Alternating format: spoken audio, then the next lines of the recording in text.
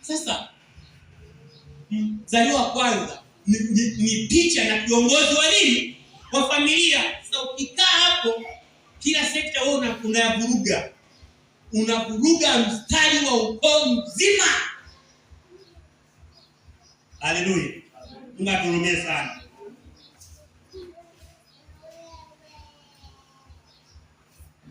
Unaweza ukiwa hapo kuanzisha kizazi kipya. Yawezekana kwenye miaka 25 uliyokuwa nayo, 30 uliyokuwa nayo, unataka kuoa, anzisha kizazi kilicho bora, kisichotembea na new world order ya kutengeneza dunia ya siasa wanaoitaka na Mungu wanaomtaka wao.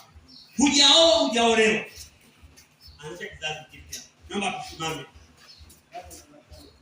Namba 5.